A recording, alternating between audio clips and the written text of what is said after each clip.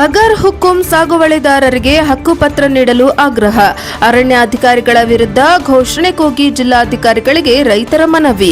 ದಾವಣಗೆರೆ ಬಗರ್ ಹುಕುಂ ಹಾಗೂ ಅರಣ್ಯ ಭೂಮಿ ಸಾಗುವಳಿದಾರರಿಗೆ ಹಕ್ಕುಪತ್ರ ನೀಡಬೇಕು, ಅರಣ್ಯ ಇಲಾಖೆ ಅಧಿಕಾರಿಗಳಿಂದ ನಡೆಯುತ್ತಿರುವ ಕಿರುಕುಳವನ್ನು ತಕ್ಷಣ ನಿಲ್ಲಿಸಬೇಕು ಎಂದು ಆಗ್ರಹಿಸಿ ಕರ್ನಾಟಕ ರಾಜ್ಯ ರೈತ ಸಂಘ ಮತ್ತು ಹಸಿರು ಸೇನೆ ಹುಚ್ಚವ್ವನಹಳ್ಳಿ ಮಂಜುನಾಥ್ ಬಣದ ಚನ್ನಗಿರಿ ತಾಲೂಕು ಸಮಿತಿ ವತಿಯಿಂದ ದಾವಣಗೆರೆಯಲ್ಲಿ ಬೃಹತ್ ಪ್ರತಿಭಟನೆ ನಡೆಸಲಾಯಿತು.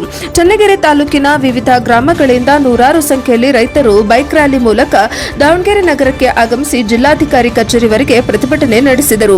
ಪ್ರತಿಭಟನೆಯಲ್ಲಿ ಮಹಿಳೆಯರು ಸೇರಿದಂತೆ ಹಲವಾರು ರೈತ ಕುಟುಂಬಗಳು ಭಾಗವಹಿಸಿ ರೈತರೇ ದೇಶದ ಮಾಲೀಕರು, ಅಧಿಕಾರಿಗಳೇ ರೈತರ ಸೇವಕರು, ರೈತ ಸಾಲಗಾರನಲ್ಲ, ಸರ್ಕಾರವೇ ಬಾಕಿದಾರ ಎಂಬ ಘೋಷಣೆಗಳನ್ನು ಕೂಗಿದರು. ಅರಣ್ಯ ಇಲಾಖೆ ಅಧಿಕಾರಿಗಳ ವಿರುದ್ಧ ಆಕ್ರೋಶ ವ್ಯಕ್ತಪಡಿಸಿದ ಪ್ರತಿಭಟನಾಕಾರರು ರೈತರ ಮೇಲೆ ದೌರ್ಜನ್ಯ ಎಂದು ಒತ್ತಾಯಿಸಿದರು. ಕರ್ನಾಟಕ ರಾಜ್ಯ ರೈತ ಸಂಘ ಮತ್ತು ಹಸಿರು ಸೇನೆ ಹುಚ್ಚವ್ವನಹಳ್ಳಿ ಮಂಜುನಾಥ್ ಬಣದ ರಾಜ್ಯಾಧ್ಯಕ್ಷ ಮಾರ್ಗದರ್ಶನದಲ್ಲಿ ಹಾಗೂ ಚನ್ನಗಿರಿ ತಾಲೂಕು ಸಮಿತಿ ಅಧ್ಯಕ್ಷ ಎಸ್ಆರ್ ರವಿಕುಮಾರ್ ನೇತೃತ್ವದಲ್ಲಿ ಪ್ರತಿಭಟನೆ ನಡೆಸಲಾಯಿತು. ನಂತರ ಜಿಲ್ಲಾಧಿಕಾರಿ ಕಚೇರಿಗೆ ತೆರಳಿದ ರೈತ ಮುಖಂಡರು ದಾವಣಗೆರೆ ಜಿಲ್ಲಾಧಿಕಾರಿ ಗಂಗಾಧರ್ ಸ್ವಾಮಿ ಅವರಿಗೆ ಮನವಿ ಸಲ್ಲಿಸಿದರು. 60 ಎಕರೆ ಭೂಮಿಯಲ್ಲಿ 62 ಕುಟುಂಬಗಳ ಜೀವನ ಮನವಿಯಲ್ಲಿ ತಿಳಿಸಿರುವಂತೆ ದಾವಣಗೆರೆ ಜಿಲ್ಲೆ ಚನ್ನಗಿರಿ ತಾಲೂಕಿನ ಬಸವಾಪಟ್ಟಣ ಹೋಬಳಿಯ ಕಂಚುಗಾರ್ತಿಗಟ್ಟಿ ಶೃಂಗಾರಬಾಳು ಗ್ರಾಮದ ಸರ್ವೆ ನಂಬರ್ 16ರಲ್ಲಿ ಸುಮಾರು 60 ಎಕರೆ ಜಮೀನಿನಲ್ಲಿ 62 ಕುಟುಂಬಗಳು ಕಳೆದ 50 ರಿಂದ 60 ವರ್ಷಗಳಿಂದ ಕೃಷಿ ಮಾಡಿಕೊಂಡು ಜೀವನ ನಡೆಸುತ್ತಿವೆ. ಅಲ್ಲಿನ ರೈತರಿಗೆ ಈಗಾಗಲೇ ಸರ್ಕಾರದ ವತಿಯಿಂದ 2 ಎಕರೆ 6 ಗುಂಟೆ ಜಾಗವನ್ನು ವಸತಿ ಉದ್ದೇಶಕ್ಕಾಗಿ ಮಂಜೂರು ಮಾಡಲಾಗಿದ್ದು, ಶಿವಮೊಗ್ಗ ಜಿಲ್ಲಾಧಿಕಾರಿಗಳ ಆದೇಶದ ಮೇರೆಗೆ ಚನ್ನಗಿರಿ ತಹಶೀಲ್ದಾರರು ಹಕ್ಕುಪತ್ರಗಳನ್ನು ನೀಡಿರುವುದಾಗಿ ಮನವಿಯಲ್ಲಿ ಉಲ್ಲೇಖಿಸಲಾಗಿದೆ. ಇದರಿಂದ ರೈತರು ಅಲ್ಲಿ ಮನೆಗಳನ್ನು ನಿರ್ಮಿಸಿಕೊಂಡು ನೆಲೆಸಿದ್ದು ವಿದ್ಯುತ್, ಕುಡಿಯುವ ನೀರು ಹಾಗೂ ಸರ್ಕಾರಿ ಪ್ರಾಥಮಿಕ ಶಾಲೆಯ ಸೌಲಭ್ಯವು ಅಲ್ಲಿ ಲಭ್ಯವಿದೆ. ಆದಾಗ್ಯೂ ಅರಣ್ಯ ಇಲಾಖೆ ಅಧಿಕಾರಿಗಳು ರೈತರನ್ನು ಅಲ್ಲಿಂದ ತೆರವುಗೊಳಿಸಲು ಪದೇ ಪದೇ ಒತ್ತಡ ಹೇರುತ್ತಿದ್ದು ಕಿರುಕುಳ ನೀಡುತ್ತಿದ್ದಾರೆ ಎಂದು ರೈತರು ದೂರಿದ್ದಾರೆ. 1998-99ರಲ್ಲಿ ಕಂದಾಯ ಭೂಮಿ ಪ್ರತಿಭಟನಾಕಾರರು ಮಾತನಾಡಿ ಸದರಿ ಭೂಮಿ 1998-99ನೇ ಸಾಲಿನಲ್ಲಿ ಕಂದಾಯ ಭೂಮಿಯಾಗಿದ್ದು ಸುಮಾರು 26 ವರ್ಷಗಳ ಹಿಂದೆ ಫಾರಂ ನಂಬರ್ 50 ಮತ್ತು 53ರ ಅಡಿಯಲ್ಲಿ ಅರ್ಜಿಗಳನ್ನು ಸಲ್ಲಿಸಲಾಗಿದೆ ಎಂದು ತಿಳಿಸಿದರು. ಜೊತೆಗೆ ಅರಣ್ಯ ಹಕ್ಕು ಕಾಯ್ದೆಯ ಅಡಿ ಕೂಡ ಅರ್ಜಿ ಸಲ್ಲಿಸಲಾಗಿದೆ. ಆದರೂ ಈಗ ಪಹಣಿಯಲ್ಲಿ ಅರಣ್ಯ ಜಮೀನು ಎಂದು ನಮೂದಿಸಿರುವುದರಿಂದ ರೈತರಿಗೆ ತೊಂದರೆ ಉಂಟಾಗುತ್ತದೆ ಎಂದು ಆರೋಪಿಸಿದರು. ಈ ವಿಚಾರವನ್ನು ಈಗಾಗಲೇ ಅರಣ್ಯ ಸಚಿವರು, ಜಿಲ್ಲಾ ಉಸ್ತುವಾರಿ ಸಚಿವರು ಹಾಗೂ ಸರ್ಕಾರದ ಕಾರ್ಯದರ್ಶಿಗಳ ಗಮನಕ್ಕೂ ತರಲಾಗಿದೆ. ಜಿಲ್ಲಾಧಿಕಾರಿಗಳು ಈ ಸಮಸ್ಯೆಯನ್ನು ಶೀಘ್ರವಾಗಿ ಬಗೆಹರಿಸಿ ರೈತರಿಗೆ ನ್ಯಾಯ ಒದಗಿಸಬೇಕು ಎಂದು ಒತ್ತಾಯಿಸಿದರು. ಪರ್ಯಾಯ ಜಮೀನು ಅಥವಾ ಪರಿಹಾರಕ್ಕೆ ಆಗ್ರಹ. ಒಂದು ವೇಳೆ ರೈತರನ್ನು ಬೇರೆಡೆ ಸ್ಥಳಾಂತರಿಸುವ ನಿರ್ಧಾರ ಕೈಗೊಂಡರೆ ಜನವಸತಿ ಪ್ರದೇಶದ ಸಮೀಪ ಮನೆ ನಿರ್ಮಿಸಲು ಪ್ರತಿ ಕುಟುಂಬಕ್ಕೂ 3 ಎಕರೆ ನಿವೇಶನ ನೀಡಬೇಕು. ಜೊತೆಗೆ ಜೀವನೋಪಾಯಕ್ಕಾಗಿ 62 ಕುಟುಂಬಗಳಿಗೂ ತಲಾ 2 ಎಕರೆ ಕೃಷಿ ಜಮೀನು ಮಂಜೂರು ಮಾಡಬೇಕು ಎಂದು ಆಗ್ರಹಿಸಿದರು. ಇಲ್ಲವಾದಲ್ಲಿ ಪ್ರತಿ ಕುಟುಂಬಕ್ಕೂ 15 ಲಕ್ಷ ರು ಪರಿಹಾರವನ್ನು ಸರ್ಕಾರ ನೀಡಬೇಕು ಎಂದು ರೈತ ಮುಖಂಡರು ಮನವಿಯಲ್ಲಿ ಒತ್ತಾಯಿಸಿದರು. ಈ ಪ್ರತಿಭಟನೆಯಲ್ಲಿ ಜಿಕೆಹಳ್ಳಿ ಪ್ರಭಾಕರ್, ಗಾಣದ ಕಟ್ಟೆಯ ಆಂಜನೇಯ, ನಲ್ಲೂರಿನ ಬಸವರಾಜ್, ಮಧುರ ನಾಯಕನಹಳ್ಳಿ ಸೇರಿದಂತೆ ಹಲವಾರು ರೈತರು ಮುಖಂಡರು ಭಾಗವಹಿಸಿದ್ದರು. ನೂರಾರು ರೈತರು, ಮಹಿಳೆಯರು ಮತ್ತು ರೈತ ಸಂಘದ ಕಾರ್ಯಕರ್ತರು ಪ್ರತಿಭಟನೆಯಲ್ಲಿ ಪಾಲ್ಗೊಂಡು ಜಿಲ್ಲಾಧಿಕಾರಿಗಳ ಕಚೇರಿಯವರೆಗೆ ಮೆರವಣಿಗೆ ನಡೆಸಿದರು. ಮನವಿ ಸ್ವೀಕರಿಸಿದ ಜಿಲ್ಲಾಧಿಕಾರಿ ಗಂಗಾಧರ್ ಸ್ವಾಮಿ ಅವರು ರೈತರ ಸಮಸ್ಯೆಯನ್ನು ಸರ್ಕಾರದ ಗಮನಕ್ಕೆ ತರಲಾಗುವುದು ಹಾಗೂ ಕಾನೂನುಬದ್ಧವಾಗಿ ಪರಿಶೀಲಿಸಿ ಕ್ರಮ ಕೈಗೊಳ್ಳುವುದಾಗಿ ಭರವಸೆ ನೀಡಿದರು. ವರದಿ Devraj K Nallihankalu, NKS TV4 Davanagere. ರೈತರ ಹೋರಾಟಕ್ಕೆ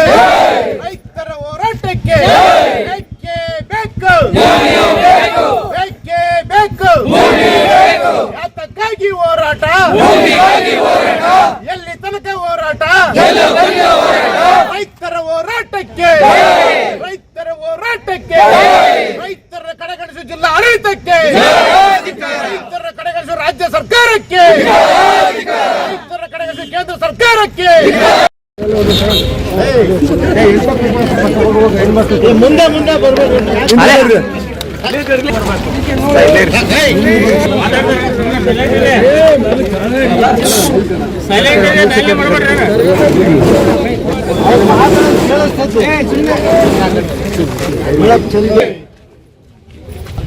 ಚನ್ನಗಿರಿ ತಾಲೂಕು ವ್ಯಾಪ್ತಿ ಒಳಗೆ ಪಂಚಾಯತ್ಕಟ್ಟೆ, ಬಂಗಾರಬಾಗು, ಶಿವಗಂಗನಾಳು, ಅಸ್ತಾಪನಹಳ್ಳಿ, ನಲ್ಲೂರು, ಅಮ್ಮನಹಳ್ಳಿ ಬೆಳಗಿನಹಳ್ಳಿ ಗ್ರಾಮಗಳಲ್ಲಿ ಹಳ್ಳಿ ಕ್ಯಾಂಪ್ ಈ ಗ್ರಾಮಗಳಲ್ಲಿ ಇವತ್ತು ಅರಣ್ಯಾಧಿಕಾರಿಗಳು ಉಳಿವೆ ಮಾಡ್ತಾರೆ. ಜಮೀನುಗಳಿಗೆ ಬಂದು ಟ್ರಂಚ್ ಹೊಡೆಯೋದು, ಗುಂಡಿ ಹೊಡೆಯೋದು ಈ ಥರ ಮಾಡ್ತಾರೆ. ನಾವೇನು ಹೊಸ್ದಾಗಿ ಅವ್ರಿಗೇನು ಹೊಸ್ತ ಮಾಡೋಕ್ಕೆ ಯಾರಿಗೂ ಅವಕಾಶ ಕೊಡಲ್ಲ. ನಾವು ರೈತ ಸಂಘರು ಯಾರಿಗೂ ಸಪೋರ್ಟ್ ಕೊಡಲ್ಲ. ಅಲ್ಲಿ 60-70 ವರ್ಷದಿಂದ ಉಳಿವೆ ಮಾಡ್ತಾರೆ. ಈಗ ಅಲ್ಲಿ ಹೊಲ ನೋಡಿದ್ರೆ ಸ್ಪಾಟ್ ಹೆಂಗೆ ಇರಬೇಕು, ಸಾಕ್ಷಿ ಇಲ್ಲೇ ರೈತರು ಇದ್ದಾರೆ, ಮೆಕ್ಕೆಜೋಳ ಬೆಳೆದಾರೆ, ಅವ್ರು ಹೊಲ ಹೋಗಿ ಗುಂಡಿ ತಗೊಂಡು ಬರ್ತಾರೆ, ಕೆಳ ಟ್ರಂಚ್ ಹೊಡಿತಾರೆ. ಇದೇ ಥರ ತಾಲೂಕಿನಲ್ಲಿ ಅರೇಂಜ್ಮೆಂಟ್ ಮಾಡ್ತಾರೆ. ಆ ಕಾರಣ ನಾವು ತಾಲೂಕಿನಲ್ಲಿ ಎಲ್ಲ ರೈತರು ಸೇರಿ ಮೊನ್ನೆ ನಿಲ್ಲಿಸಿದ್ದಾರೆ. ಆಮೇಲೆ ನಮ್ಮ ವಿಶೇಷ ಹೇಳಿದ್ರೆ ಕಂಚಗಾರತಿಕಟ್ಟೆ ಗ್ರಾಮದ್ದು ಸರ್ಕಾರ ಲೆವೆಲ್ನಾಗ ಅರಣ್ಯ ಮಂತ್ರಿ ಹತ್ರ ಹೋದ್ವಿ, ಜಿಲ್ಲಾ ಉಸ್ತುವಾರಿ ಮಿನಿಸ್ಟರ್ ಹತ್ರ ಹೋದ್ವಿ, ಕಮಿಷನರ್ ಹತ್ರ ಎಲ್ಲರ ತನಕ ಹೋದ್ವಿ. ಅಲ್ಲಿಂದ ಅದು ಚುನಾವಣೆ ಆಯ್ತು, ಕೌಂಟಿಂಗ್ ಆತಂತ ಪೆಂಡಿಂಗ್ ಹಂಗಾಯ್ತು. ಅಲ್ಲಿ ಪರಿಸ್ಥಿತಿ ಅದೇ ಕಡ್ತೈತೆ. ಅಲ್ಲಿ ನೀರಿನ ಸಮಸ್ಯೆ ಆಗ್ತೈತಿ. ಮೊನ್ನೆ ನೀರಿಡ್ಲಿಕ್ಕೆ ಹೋಗಿ AW ಆಫೀಸರ್ ಸ್ಟ್ರೈಕ್ ಮಾಡಿದ್ವಿ, 2 ಟ್ಯಾಂಕರ್ ನೀರು ಕಳಿಸಿದ್ರು. ಮತ್ತು ಈಗ ಮೋಟರ್ ಸುಟ್ಟತಿ ನೀರಿಲ್ಲ. ಅಲ್ಲಿ ವಿಚಿತ್ರ ಸಮಸ್ಯೆ ಆಗ್ತದೆ. ಕೂಡಲೇ ಆ ಕಂಚಗಾರ ಕಟ್ಟಿದ್ದು ಏನೈತೆ ಸಂಬಂಧಪಟ್ಟ ಆಫೀಸರ್ನ ಕರೆಸಿ ಮೀಟಿಂಗ್ ಮಾಡಿ ಬಗೆಹರಿಸ್ಬೇಕು. ಮತ್ತು ನಮ್ಮ ತಾಲೂಕಿನ ಚನ್ನಗಿರಿ ತಾಲೂಕಿನ ಯಾವುದೇ ರೈತರು ತೊಂದರೆ ಆಗದಂಗೆ ಅರಣ್ಯಾಧಿಕಾರಿಗಳಿಗೆ ಮೀಟಿಂಗ್ ಮಾಡಬೇಕು. ಆಲ್ರೆಡಿ ಅರಣ್ಯ ಭೂಮಿಗಳನ್ನು, ಕಂದಾಯ ಭೂಮಿಗಳನ್ನು ಅರಣ್ಯ ಭೂಮಿಗೆ ವರ್ಗಾವಣೆ ಮಾಡಿದ್ದಾರೆ. ವರ್ಗಾವಣೆ ಮಾಡಿ ಈಗ ಫಾರೆಸ್ಟ್ ಆಕ್ಟ್ ಒಳಗೆ ಅರ್ಜಿ ಹಾಕಿದ್ದೀವಿ, ಉಳಿವೆ ಮಾಡ್ತಾ ಇದ್ದೀವಿ. ಫಾರೆಸ್ಟ್ ಆಕ್ಟ್ ಒಳಗೆ ಅರ್ಜಿ ಹಾಕಿ ಬಂದಾಗ ಇದು ಫಾರೆಸ್ಟ್ ಆಕ್ಟ್ ಬರಲ್ಲ, ರೆವಿನ್ಯೂ ಲ್ಯಾಂಡ್ ಅಂತ ಹೇಳ್ತಾರೆ. ರೆವಿನ್ಯೂ ಲ್ಯಾಂಡ್ ಅಂತ ಹೇಳಿದಾಗ ಅಲ್ಲಿ ಪಾಣಿ ಒಳಗೆ ಅರಣ್ಯ ಅಂತ ಇರ್ತೈತಿ. ಅರಣ್ಯ ಇದ್ದಾಗ ನಮಗೆ ಬಗರ್ಕೋಮ್ನಾಗ 50-50 ಮಾಡಕ್ಕೆ ಬರುವಂಥ ತಹಸೀಲ್ದಾರ್ ಇರೋದು. ಈ ಅತಂತ ಸ್ಥಿತಿಯಲ್ಲಿ ನಮ್ಮ ತಾಲೂಕಿನಲ್ಲಿ ಭಾರಿ ಹಳ್ಳಿಗಳು, ಕೆಲವಾರು ಹಳ್ಳಿಗಳು ಈ ಅರಣ್ಯ ಆಕ್ಟ್ ಒಳಗೆ ಆಗ್ತಲ್ಲ, ಬಗರ್ಕೋಮ್ನೇ ಆಗ್ತಲ್ಲ, ಪಾಣಿ ಅರಣ್ಯದಾಗಿರೋದೆ. ಹಂಗಾಗಿ ಅಂತ ಯಾವ ಗ್ರಾಮಗಳದಲ್ಲೂ ಕೂಡಲೇ ತಹಸೀಲ್ದಾರರು ಸರ್ವೇದಂತೂ ಭಾರಿ ಸಮಸ್ಯೆ ನಮ್ಮ ತಾಲೂಕಿನಾಗೆ. ಸರ್ವೆ 3-4 ತಿಂಗಳಿಂದ ಸರ್ವೆ ಸ್ಟ್ರೈಕ್ ಮಾಡ್ತಾರೆ. ನಮ್ಮ ಸಾವಿರಾರು ಅರ್ಜಿಗಳು ವಿಲೇಪಡಿಸ್ಯಾರೆ. ಸಾಕ್ಷಿಗೆ ಇದೆ ನಮ್ಮ ತಹಸೀಲ್ದಾರಿಗೆ ನಮ್ಮ ಬಸವಪಟ್ಟಣ ಜಾಗಿನಕಟ್ಟೆಯಲ್ಲಿ 2 ಎಕರೆ KBTCನಿಗೆ ಮಂಜೂರು ಮಾಡಿದ್ದಾರೆ.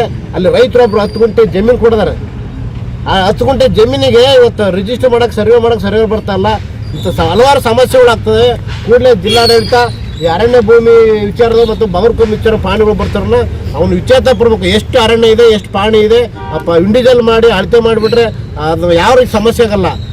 ಅರಣ್ಯದ ಸಮಸ್ಯೆ ಬರಲ್ಲ, ಬಗರ್ಕೋಮ್ ಸಮಸ್ಯೆ ಬರಲ್ಲ. ಇದು ಕೂಡ ಇತ್ಯರ್ಥಪಡಿಸ್ಬೇಕಂದು ನಮ್ಮ ಚನ್ನಗಿರಿ ತಾಲೂಕಿಂದ ಎಲ್ಲ ರೈತರು ಮುಖಂಡ ಇವತ್ತು ಮೌಖಿಕವಾಗಿ ನಿಮಗೆ ಮೆಮೋ ಕೊಡ್ತಾ ಇದ್ದೀವಿ.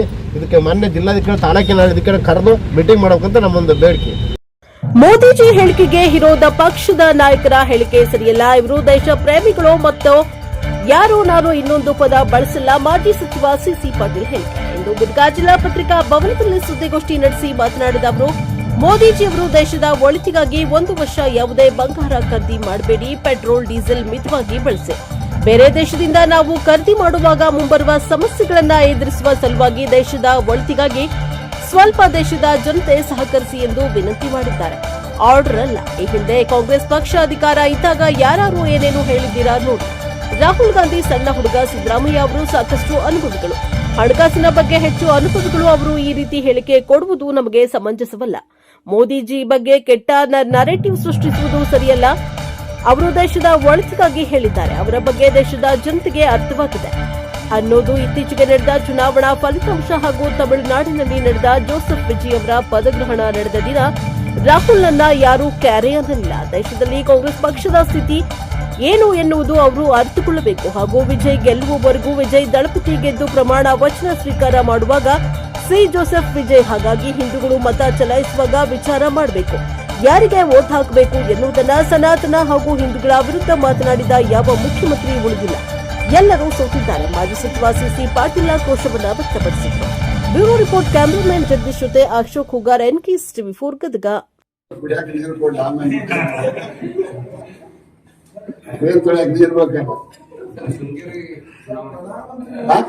ಪ್ರಧಾನಮಂತ್ರಿಗಳ ಹೇಳಿಕೆಗೆ HK ಪಾಟೀಲ್ ವಿರೋಧ ವ್ಯಕ್ತಪಡಿಸಿದ್ರು. SOP ಇಲ್ಲ ಅಂತ ಏಕಾಏಕಿ ಡಿಮಾನಿಟೈಸೇಷನ್ ಏನ್ ಮಾಡಿದ್ರೆ ಆ ರೀತಿ ಹೇಳಿಕೆಯನ್ನು ಕೊಟ್ಟರು. ಯಾವುದೇ ರೀತಿ ಪೂರ್ವ ತಯಾರಿ It is not an order. It is a request by Honorable Prime Minister. Request to the public of the India. It is not an order. It is a request made by Honorable Prime Minister. That's all. ಅಂದ್ರ ಈ ದೇಶದ ಒಬ್ಬರ ಯಜಮಾನರಿದ್ದಾರೆ.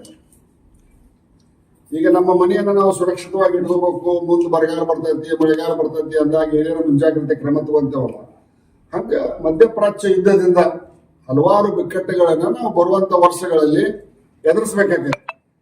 ಅದನ್ನ ಎದುರಿಸಬೇಕಾದ್ರೆ ಈಗಾಗಲೇ ಮುಂಜಾಗ್ರತೆ, precaution is better than cure ಅಂತಾರೆ. It is an precautionary caution. ಬೆಲೆ ಏರಿಕೆ ಮುನ್ಸೂಚನೆ ಇದೆ ಸರ್, ಯಾಕಂದ್ರೆ ಬೆಲೆ ಏರಿಕೆ ಮುನ್ಸೂಚನೆ ಇದೆ. ಯಾಕಂದ್ರೆ ಆಮದು ತೆರಿಗೆಯನ್ನು ಜಾಸ್ತಿ ಮಾಡ್ತಾರೆ ಬಂಗಾರ ಮತ್ತು ಬೆಳ್ಳಿ ಮೇಲೆ. ಯುದ್ಧ ನಡೆದಂತ ಸಂದರ್ಭಗಳಲ್ಲಿ ಈಗ ನೋಡ್ರಿ, ಬೆಲೆ ಏರಿಕೆ ಮುನ್ಸೂಚನೆ ಅನ್ವಯಿಸುತ್ತಿದೆ. Kapil Sibal, senior honourable supreme court advocate, Congress leader. ಈಗ ನಾವು ತಗೊಳ್ಳುವಂತ ವಸ್ತುಗಳು, ನನಗೆ ಮೊನ್ನೆ ಪಬ್ಲಿಕ್ ಟಿವಿ ಒಳಗ ಅರುಣ್ ಬಡಿಗೇರ್ ಹೇಳ್ತಾ ಇದ್ರು, ನಮ್ದು ಎಕ್ಸ್ಪೋರ್ಟ್ 40 ದಶಲಕ್ಷ ಡಾಲರ್ ಐತೆ, ಇಂಪೋರ್ಟ್ 700 ದಶಲಕ್ಷ ಡಾಲರ್ ಐತಂತೆ.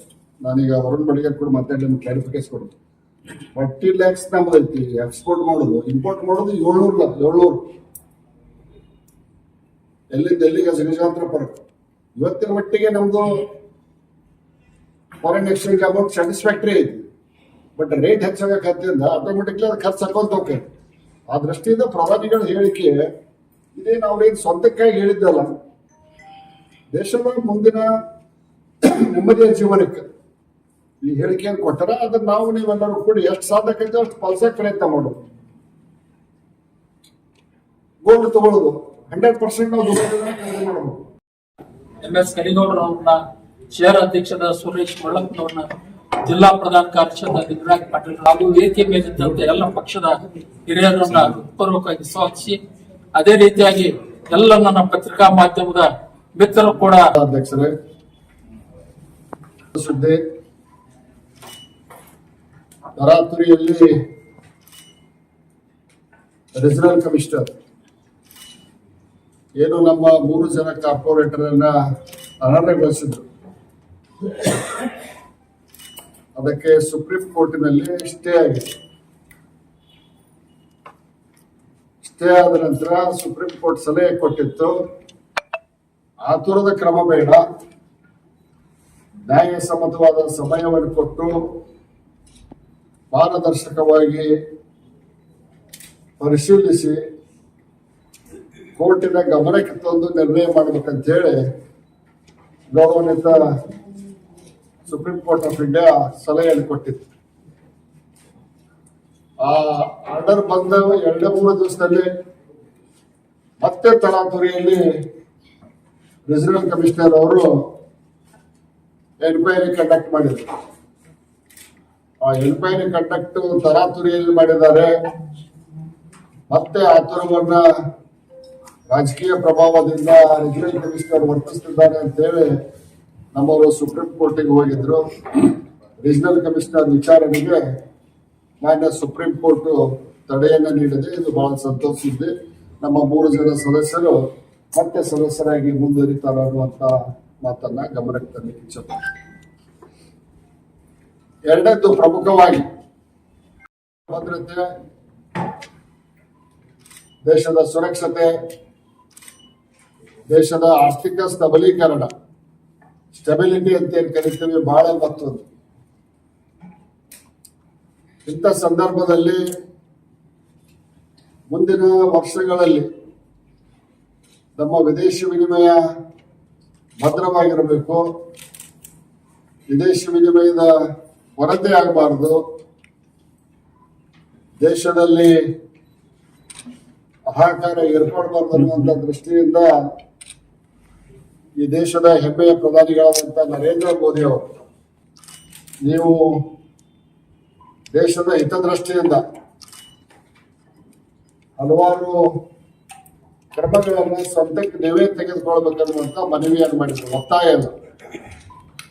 ಒಂದನೇದಾಗಿ ಅನವಶ್ಯಕವಾಗಿ ವಿದೇಶಿ ಪ್ರಯಾಣ, ಅನವಶ್ಯಕವಾಗಿ ಚಿನ್ನ ಖರೀದಿ, ಡೀಸೆಲ್ ಮತ್ತು ಪೆಟ್ರೋಲ್ ಅನ್ನ ಹಿತಮಿತವಾಗಿ ಬಳಸಿ ವಿದೇಶಿ ವಿನಿಮಯವನ್ನ ಉಳಿಸ್ಬೇಕು. ಮಧ್ಯಪ್ರಾಚ್ಯ ಯುದ್ಧದ ಬಿಕ್ಕಟ್ಟಿನಿಂದ ಮುಂಬರುವ ದಿನಗಳಲ್ಲಿ ಸಾಕಷ್ಟು ಸಮಸ್ಯೆಗಳನ್ನು ನಾವು ಎದುರಿಸಬೇಕಾಗೈತಿ. ಆ ಕಾರಣಕ್ಕಾಗಿ ಈ ನಿಯಮಗಳನ್ನ ನಿಮ್ಮಷ್ಟಕ್ಕೆ ನೀವು ಪಾಲಿಸ್ಕೋಬೇಕನ್ನುವಂತ ಒಂದು ಮನವಿಯನ್ನು ಮಾಡಿದ್ರು. ಆದೇಶ ಮಾಡಿದ್ದಿಲ್ಲ, ಮನವಿಯನ್ನು ಮಾಡಿದ್ರು. ನಮ್ಮ ವಿರೋಧ ಪಕ್ಷದ ನಾಯಕರುಗಳಿಗೆ ನರೇಂದ್ರ ಮೋದಿ ಅವರನ್ನ ಟೀಕೆ ಮಾಡಲಿಕ್ಕೆ ಏನಾದರೂ ಒಂದು ಕುಂಟ ನೆಪ ಸಾಕು. ಆಡಳಿತದ ವೈಫಲ್ಯತೆ ಅಂದ್ರು ಯಾರೋ ಸಾಮಾನ್ಯ ರಾಹುಲ್ ಗಾಂಧಿ ಅವರು. ಆಡಳಿತ ಏನೋ ಗೊತ್ತಿಲ್ಲ ಅವ್ರಿಗೆ. ಚುನಾವಣೆ ಮಾಡ್ತಾರ, ಫಲಿತಾಂಶ ಬಂದ್ ಬರೆದು ಸ್ವದೇಶದಾಗಿರ್ತಾರ, ಅವರ 0 ಇರ್ತದೆ. ಲೋಕಸಭೆಯಲ್ಲಿ ಸಕಾರಾತ್ಮಕ ಟೀಕೆಗಳನ್ನು ಮಾಡಿದನ, ವಿನಾಕಾರಣ ಅವರ ಪಕ್ಷದ ಸದಸ್ಯರನ್ನು ಒಳಗೊಂಡಂತೆ ದಾಂಧಲೆ ಮಾಡಿ ಲೋಕಸಭೆ ಕಲಾಪಗಳಿಗೆ ಅಡ್ಡಿ ಮಾಡಿದ್ದನ್ನ ಈ ದೇಶ, ಈ ಜಗತ್ತು ನೋಡೈತೆ ಅನ್ನೋದನ್ನ ಮಾನ್ಯ ರಾಹುಲ್ ಗಾಂಧಿ ಅವರು ಮರಿಬಾರದು. ರಾಹುಲ್ ಗಾಂಧಿ ಅವರ ವರ್ಚಸ್ಸು, ಘನತೆ, ಗೌರವ ಎಷ್ಟೈತೆ ಅಂದ್ರ ಮೊನ್ನೆ ತಮಿಳುನಾಡಿನ ನೂತನ ಮುಖ್ಯಮಂತ್ರಿ ವಿಜಯ್ ಅವರ ಪದಗ್ರಹಣ ಸಮಾರಂಭದಲ್ಲಿ ಇವರು 2 ಸೀಟನ್ನ ಬಂದವ ಕಾಂಗ್ರೆಸ್ಸಿನ ಹೋಗಿ ಬಾಜು ಕೊಡ್ತಿದ್ರು. ರಾಜ್ಯಪಾಲರು ಪ್ರಮಾಣ ವಚನವನ್ನು ಬೋಧಿಸಿದಾಗ ಬಂದಂತ ಮಂತ್ರಿಗಳು ಮುಖ್ಯಮಂತ್ರಿಗಳಿಗೆ ಒಂದು ಅಭಿನಂದನೆಯನ್ನು ಸಲ್ಲಿಸಿ ಹೋಗಿದ್ರು. ರಾಹುಲ್ ಗಾಂಧಿ ಅವ್ರ ಕಡೆ ಒಬ್ಬರು ತಿರುಗಿ ನೋಡ್ಲಿಲ್ಲ, ಒಬ್ಬ ಮಂತ್ರಿನೂ ತಿರುಗಿ ನೋಡಲಿಲ್ಲ. ಇದು ಇವರ ದೇಶದಲ್ಲಿರ್ತಕ್ಕಂಥ ಘನತೆ. ಮಾನ್ಯ ಪ್ರಧಾನಿಗಳು ದೇಶದ ಹಿತದೃಷ್ಟಿಯಿಂದ ಹೇಳಿದ್ದಕ್ಕ ಬಹಳ ಜನ ಬಾಳ ಮಾತಾಡ್ಬೇಕು. Don't buy gold, Indira tells people, appeals for national discipline.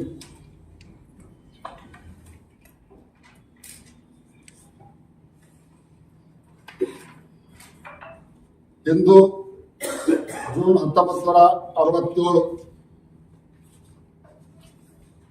Congress ಅವಧಿಯಲ್ಲಿ ಅಡುಗೆ ಅನಿಲ ಮತ್ತು ತೈಲದ ಅಭಾವ ಉಂಟಾದಾಗ ಹೇಳಿದ ಮಾತುಗಳು. ರಾತ್ರಿ 8 ಗಂಟೆ ನಂತರ ಪೆಟ್ರೋಲ್ ಬಂಕ್ ಮುಚ್ಚುವುದು ಒಳ್ಳೆಯದು, ವೀರಪ್ಪ ಮೊಯ್ಲಿ. ತೈಲ ಬೆಲೆ ಏರಿಕೆಯೊಂದಿಗೆ ಜೀವನ ನಡೆಸುವುದನ್ನು ಜನ ಕಲಿಯಬೇಕು, ವೀರಪ್ಪ ಮೊಯ್ಲಿ. ಕೃತಕವಾಗಿ ತೈಲ ಬೆಲೆಯನ್ನು ಕಡಿಮೆ ಮಾಡಲು ಸಾಧ್ಯವಿಲ್ಲ, ಮನಮೋಹನ್ ಸಿಂಗ್. ತೈಲ ಬೆಲೆ ಏರಿಕೆ ಮಾಡದಿದ್ದರೆ ವಿತ್ತೀಯ ಕೊರತೆ ಏರಿಕೆಯಾಗುತ್ತದೆ, ಪಿ ಚಿದಂಬರಂ. ತೈಲ ಬೆಲೆ ಇಳಿಸಲು ಮ್ಯಾಜಿಕ್ ಮಾಡಲು ಆಗುವುದಿಲ್ಲ, ಸಲ್ಮಾನ್ ಖುರ್ಷಿದ್. ಭಾರತ ನಿರಂತರವಾಗಿ ತೈಲ ಸಬ್ಸಿಡಿ ಹೊರೆಯನ್ನು ಹೊರಲು ಸಾಧ್ಯವಿಲ್ಲ, ಜೈಪಾಲ್ ರೆಡ್ಡಿ. ಅಂತಾರಾಷ್ಟ್ರೀಯ ಮಾರುಕಟ್ಟೆಯ ಬೆಲೆ ದೇಶದ ತೈಲ ಬೆಲೆಯನ್ನು ನಿರ್ಧರಿಸುತ್ತದೆ, ಕಪಿಲ್ ಸಿಬಾಲ್. ಕಾಂಗ್ರೆಸ್ಸಿನ ಗಣ್ಯಾತಿಗಣ್ಯ ನಾಯಕರು ತೈಲದ ಪರಿಸ್ಥಿತಿ ಗಂಭೀರ. ನೋವಾಗೋದು ಈ ರಾಜ್ಯದ ಆರ್ಥಿಕ ತಜ್ಞೆ ಸುಮಾರು 17-18 ಬಜೆಟ್ಗಳನ್ನು ಮಂಡಿಸುವಂತಹ ಸಿದ್ದರಾಮಯ್ಯನವರು ಟೀಕೆ ಮಾಡಿದ್ದಾರೆ ನರೇಂದ್ರ ಮೋದಿ ಅವರ ಈ ದೇಶದ ಸುರಕ್ಷತೆಯಿಂದ ಹೇಳಿದಂತ ಒಂದು ಹೇಳಿಕೆಯನ್ನು. ಅಂದ್ರ ಕಾಂಗ್ರೆಸ್ ಎಷ್ಟು ಅಧೋಗತಿಗಿಳಿದಿದೆ ಅಂತ. ಇಲ್ಲೇನು ಪ್ರಧಾನಿ ನರೇಂದ್ರ ಮೋದಿ ಅವರು ಯಾವುದೇ ಆದೇಶ ಮಾಡಿಲ್ಲ, ನಿಮ್ಮಷ್ಟಕ್ಕೆ ನೀವು ಅಳವಡಿಸಿಕೊಂಡು ದೇಶದ ಒಂದು ಹಣಕಾಸಿನ ಪರಿಸ್ಥಿತಿಯನ್ನ ಮುಂಬರುವ ದಿವಸಗಳೊಳಗೆ ಸ್ಟೆಬಿಲಿಟಿ. ಈಗ ಯುದ್ಧ ಇನ್ನೂ ಮುಗಿದಿಲ್ಲ, ಅನಿವಾರ್ಯವಾಗಿ ಪೆಟ್ರೋಲ್ ಡೀಸೆಲ್ ಬೆಲೆ ಏರಿಕೆ ಆಕ್ಕವು. ಆ ದೃಷ್ಟಿಯಿಂದ ಹೇಳ್ಯಾರ. ರಾಜ್ಯದ ಹಿತದೃಷ್ಟಿಯಿಂದ ರಾಜಕಾರಣವನ್ನು ಮಾಡುವಾಗ ಮಾಡಲಿ ಕಾಂಗ್ರೆಸ್ಸಿನ ನಾಯಕರು. ರಾಷ್ಟ್ರೀಯ ಭದ್ರತೆ ಬಂದಾಗ ರಾಜಕಾರಣವನ್ನು ಮಾಡಿದ್ರೆ ಇವರಿಗೆ ದೇಶ ಪ್ರೇಮಿಗಳಂತ ಕರಿಬೇಕು ಮತ್ತು ಏನಂತ ಕರಿಬೇಕು ನೀವು ವಿಚಾರ ಮಾಡಿ. ಇನ್ನೊಂದು ಶಬ್ದಾನ ಹೇಳಕ್ ಹೋಗೋದಲ್ಲ. ರಾಷ್ಟ್ರೀಯ ಭದ್ರತೆ ವಿಚಾರದಾಗ ಇವರು ಆಟ ಆಡ್ತಾರಂತಂದ್ರ ಇವರ ದೇಶ ಪ್ರೇಮಿಗಳಂತ ಕರಿಬೇಕು, ಇನ್ನೇನಾದ್ರೂ ಕರಿಬೇಕು ಅನ್ನೋದು ಜನ ತೀರ್ಮಾನ ಮಾಡ್ಲಿ ಅಂತ ಜನರಿಗೆ ನಾನು ಬಿಡ್ತಾ ಇದ್ದೆ ಅಂತ ಹೇಳಿಕೆಗಳು.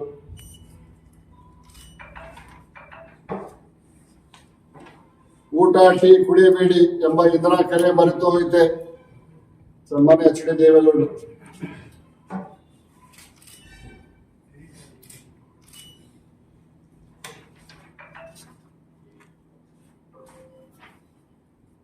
1967 ಜೂನ್ ತಿಂಗಳಲ್ಲಿ ಚೀನಾದೊಂದಿಗೆ ಉದ್ವಿಗ್ನತೆ ನಂತರ ಭಾರತದ ವಿದೇಶಿ ವಿನಿಮಯಗಳ ಮೇಲೆ ತೀವ್ರ ಒತ್ತಡ ಉಂಟಾದ ಹಿನ್ನೆಲೆಯಲ್ಲಿ ಅಂದಿನ ಪ್ರಧಾನಮಂತ್ರಿ ಇಂದಿರಾ ಗಾಂಧಿ ಅವರು ಯಾವುದೇ ರೂಪದಲ್ಲಿ ಚಿನ್ನವನ್ನು ಖರೀದಿಸದಂತೆ ಸಾರ್ವಜನಿಕವಾಗಿ ಮನವಿ ಮಾಡಿದರು.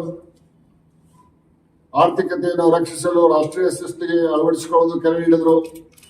ಈ ವಿವಾದಾತ್ಮಕ ನಿಯಂತ್ರಣ ಕಾಯ್ದೆ ಆಗಿನ ಹಣಕಾಸು ಸಚಿವ ಮೊರಾರ್ಜಿ ದೇಸಾಯಿ ಪರಿಚಯಿಸಿದರು. ಈ ನೀತಿಯಡಿಯಲ್ಲಿ ಭಾರತೀಯರು ಅನುಮತಿ ಇಲ್ಲದೆ ಚಿನ್ನದ ಗಟ್ಟಿಗಳನ್ನು ಮತ್ತು ಚಿನ್ನದ ನಾಣ್ಯಗಳನ್ನು ಹೊಂದಿರುವುದನ್ನು ನಿರ್ಬಂಧಿಸಲಾಯಿತು. ಚಿನ್ನದ ವ್ಯಾಪಾರ ಮತ್ತು ಆಭರಣ ವಲಯ ಸಹ ಕಟ್ಟುನಿಟ್ಟಾದ ನಿಯಂತ್ರಣಗಳನ್ನು ಎದುರಿಸಿತು. ಚಿನ್ನದ ಆಮದು ಕಡಿಮೆ ಮಾಡುವುದು, ವಿದೇಶಿ ವಿನಿಮಯ ಮೀಸಲುಗಳು, ಈ ರೀತಿಯಾಗಿ ಇಂದಿರಾ ಗಾಂಧಿ ಅವರು 1967 ದೊಡ್ಡ ಪ್ರಮಾಣದಲ್ಲಿ ಚಿನ್ನವನ್ನು ಖರೀದಿ ಮಾಡುವುದನ್ನು ನಿಷೇಧ ಮಾಡಿ ಕಾಯ್ದೆ ತಂದಿತ್ತು. 2013 ಯಾವುದೇ ಯುದ್ಧ ಅಥವಾ ಜಾಗತಿಕ ಸಂಕಷ್ಟಗಳಿರಲಿಲ್ಲ. ಆದರೂ ಪ್ರಧಾನಿ ಮನಮೋಹನ್ ಸಿಂಗ್ ಸರ್ಕಾರದಲ್ಲಿ ಸಚಿವರಾಗಿದ್ದ ಪಿ ಚಿದಂಬರಂ ಅವರು ಚಿನ್ನವನ್ನು ಖರೀದಿಸದಂತೆ ಕರೆ ನೀಡಿದ್ದರು.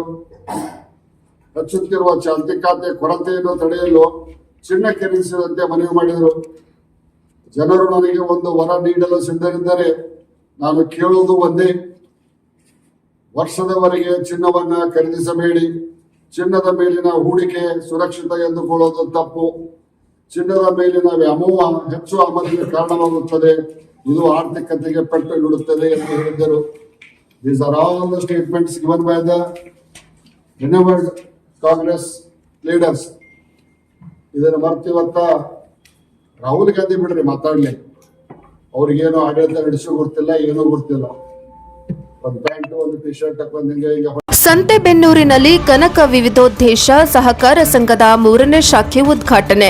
ಗ್ರಾಮೀಣ ರೈತರು, ಶ್ರಮಿಕರು ಆರ್ಥಿಕ ಸಬಲೀಕರಣಕ್ಕೆ ಸಹಕಾರ ಸಂಘಗಳು ಅಗತ್ಯ. ಶ್ರೀ ರೇವಣಸಿದ್ದಯ್ಯ ಒಡೆಯರ್.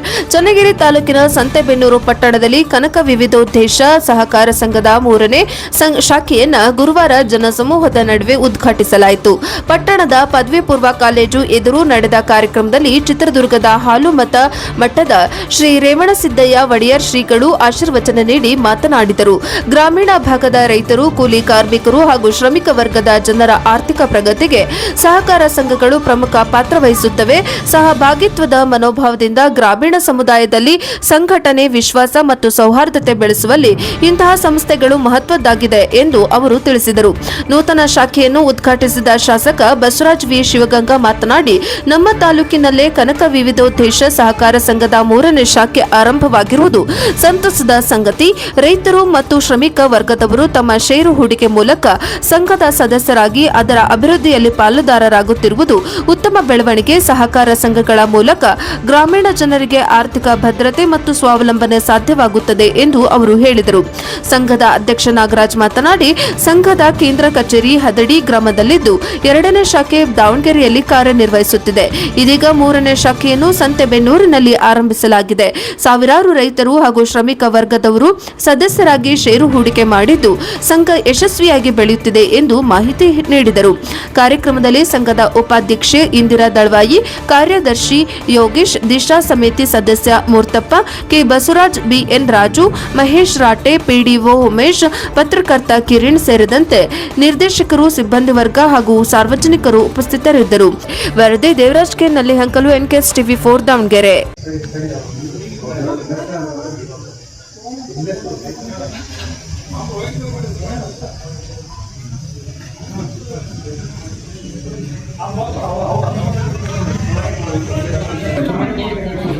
ಕನಕ ವಿವಿಧೋದ್ದೇಶ ಸಹಕಾರ ಸಂಘ ಮುಖ್ಯ ಕಚೇರಿ ಹದಡಿ.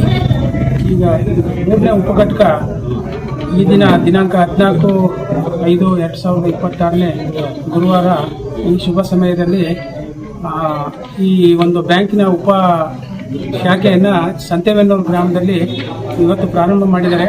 ಈ ಬ್ಯಾಂಕು ಗ್ರಾಮೀಣ ಪ್ರದೇಶದಲ್ಲಿ ತುಂಬ ಶ್ರಮಿಕ ವರ್ಗದವರಿಗೆ ಮತ್ತು ಬಡ ವರ್ಗದವರಿಗೆ, ಕೂಲಿ ಕಾರ್ಮಿಕರಿಗೆ ತುಂಬ ಅನುಕೂಲ ಆಗಿದೆ ಅಂತ ಕೇಳ್ಪಟ್ಟಿದ್ದೀನಿ ನಾನು. 3-4 ಬ್ರಾಂಚ್ ಆಗಿದೆ. ಇನ್ನೂ ಹೆಚ್ಚಿನದಾಗಿ ಇನ್ನೂ 2-3 ಬ್ರಾಂಚ್ ಮಾಡಲಿ. ಆ ಆಡಳಿತ ಮಂಡಳಿ ಮತ್ತು ಅಧ್ಯಕ್ಷರು ಮತ್ತು ಆಡಳಿತ ಮಂಡಳಿಯವರಿಗೆ ಒಳ್ಳೆಯದಾಗಲಿ ಅಂತ ನಾನು ಶುಭಾಶಯ ಕೋರಿ ನಾನು ಅವರಿಗೆ ಆಶೀರ್ವಾದ ಮಾಡ್ತೇನೆ. ನಾನು ಚಿತ್ರದುರ್ಗ ತಾಲೂಕು ಶ್ರೀ ರೇವಣಸಿದ್ದೇಶ್ವರ ಆಲಮತ ಮಹಾಸಂಸ್ಥಾನ ಮಠ ಶ್ರೀ ರೇವಣಸಿದ್ದೇಶ್ವರ ಒಡೆಯರ್ ಗುರೂಜಿ ಅಂತ ನಾನು ಈ ಒಂದು ಎಲ್ಲ ಈ ಬ್ಯಾಂಕಿನ ಪೂಜಾ ವಿಚಾರಕ್ಕೆ ನನ್ನನ್ನು ಆಹ್ವಾನ ಮಾಡ್ತಾರೆ ನಮ್ಮ ಗುರುಗಳು ಅಂತೇಳಿ ನನಗೆ ತುಂಬ ಸಂತೋಷ ಆಯಿತು. ಹಾಗಾಗಿ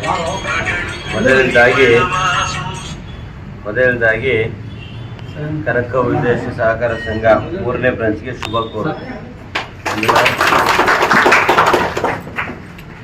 ಕೋರುತ್ತೇನೆ.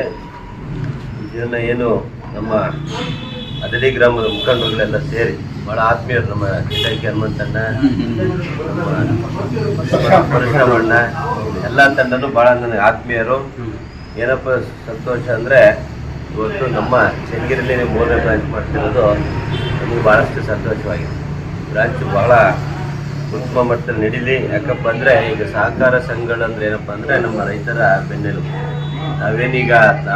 ಯಾವುದೇ ಒಬ್ಬ ರೈತ ಯಾವುದೋ ಶುಭ ಸಂದರ್ಭಗಳಲ್ಲಿ, ಯಾವುದೇ ಕಾರ್ಯಕ್ರಮಗಳಲ್ಲಿ ಅಥವಾ ಹೊಲಕ್ಕೆ ಸಂಬಂಧಪಟ್ಟಂಥ ಉಪಕರಣಗಳು ತಗೋಬೇಕು ಅಂದರೆ ಹೊರಗಡೆ ಸಾಲ ಮಾಡಿದ್ರೆ ಇನ್ನು ಹೊರಗಡೆಯ ಬಡ್ಡಿಯಲ್ಲಿ ಜೀವನ ಮಾಡೋದು ಕಷ್ಟ.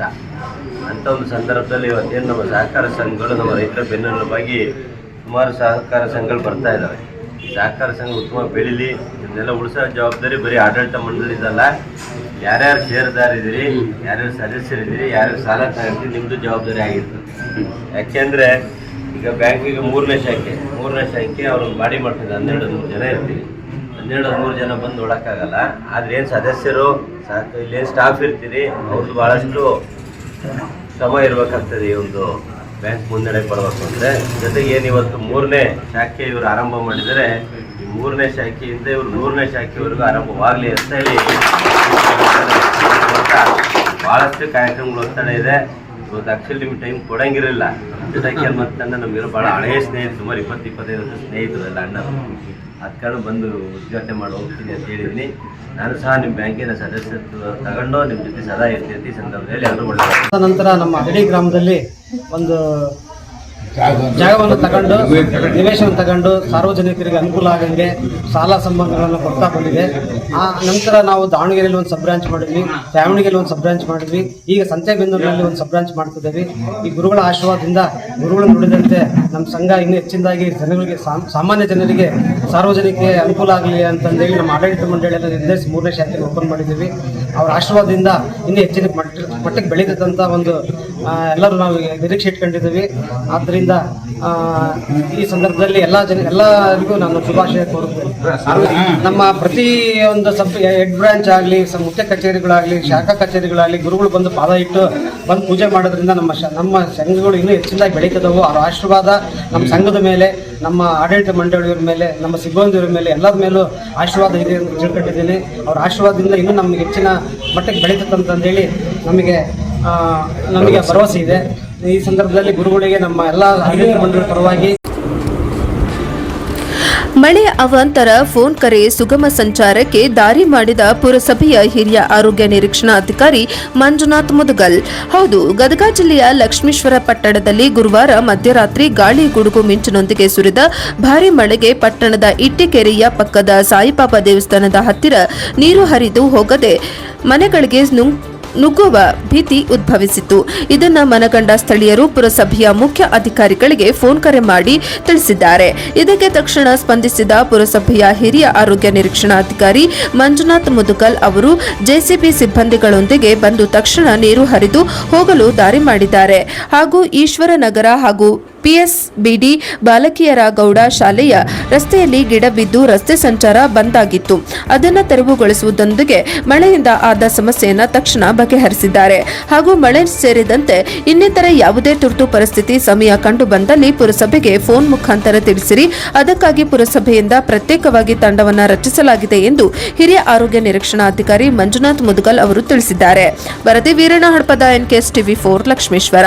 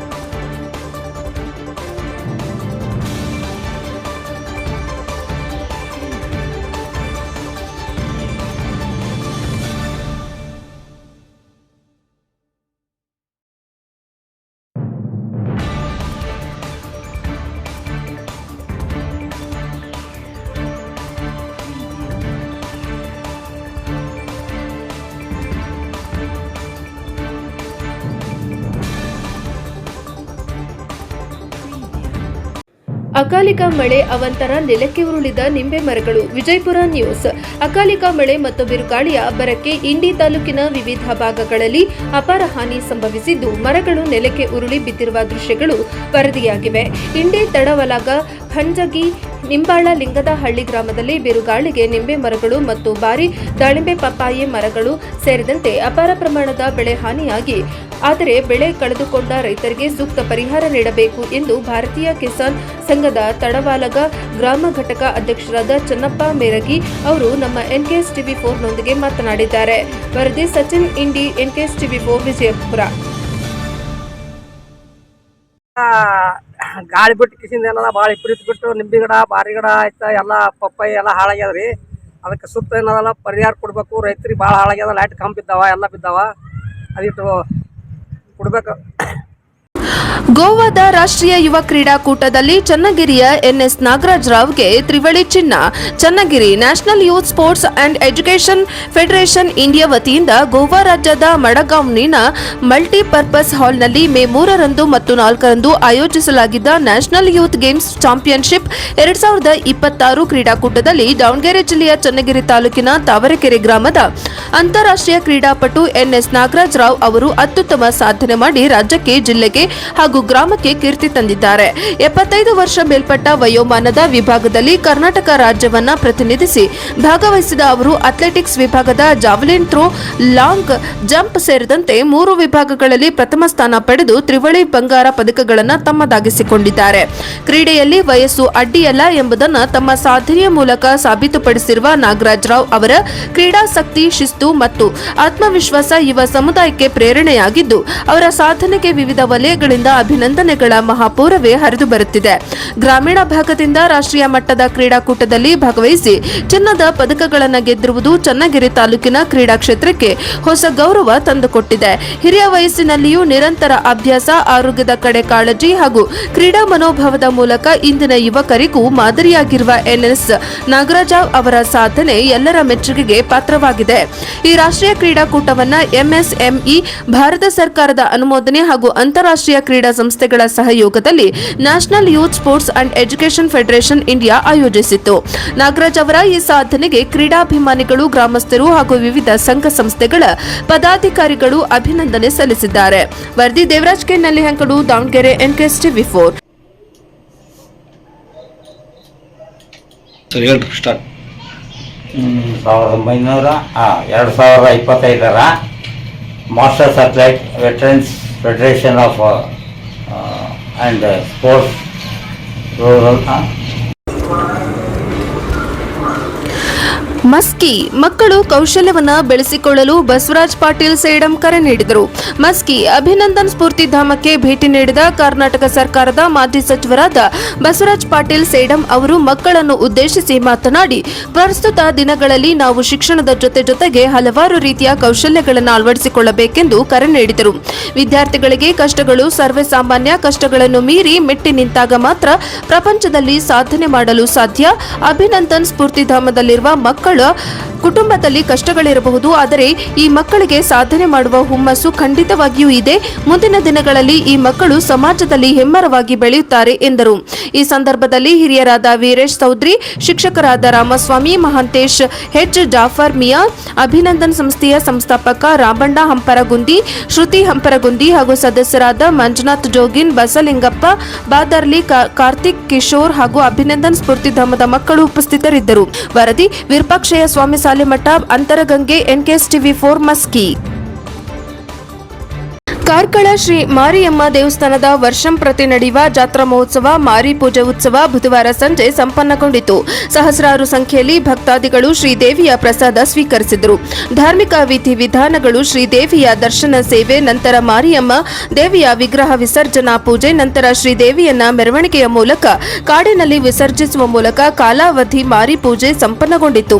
ಮಾಧ್ಯಮದೊಂದಿಗೆ ಮಾತನಾಡಿದ ಕಾರ್ಕಳ ಕಾಂಗ್ರೆಸ್ ಮುಖಂಡ ಮುನಿಯಾಲು ಉದಯ್ ಕುಮಾರ್ ಶೆಟ್ಟಿ ತಮ್ಮ ಅಭಿಪ್ರಾಯವನ್ನ ಹಂಚಿಕೊಂಡರು.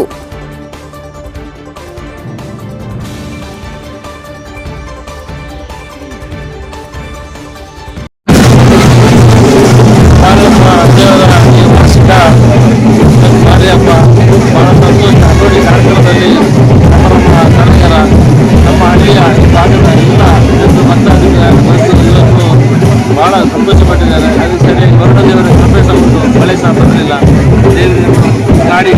ಬೇಡುವ ಒಂದು ಪ್ರಕ್ರಿಯೆ ಬಹಳ ಸಂತೋಷದ ಕ್ಷಣದಲ್ಲಿ ನಿನ್ನೆ ಶುರುವಾಗಿದ್ದ ಮಾರಿಯಮ್ಮ ಪೂಜೆ ಇವತ್ತು ನಿನ್ನೆಯಿಂದ ರಾತ್ರಿ ಪರ್ಯಾಂತವಾಗಿ ನಡೆದು ಬೆಳಿಗ್ಗೆಯಿಂದ ಮಧ್ಯಾಹ್ನ ದರ್ಶನ ಆಗಿ ನೈವೇದ್ಯ ಬಾಡಿಗೆ ಇಟ್ಕೊಂಡ ಒಂದು ಪ್ರಕ್ರಿಯೆ ಪ್ರತಿ ವರ್ಷ ನಡೆಯುವ ಕಾರ್ಯಕ್ರಮ. ಯಾವುದೇ ಕಾರ್ಯಕ್ರಮಕ್ಕೆ ಯಾವುದೇ ತೊಂದರೆ ಇದ್ದರೆ ಅದು ಹತ್ರ ಬರಬಾರ್ದು, ದೂರ ಹೋಗಬೇಕು, ಸಮರ್ಥನೆ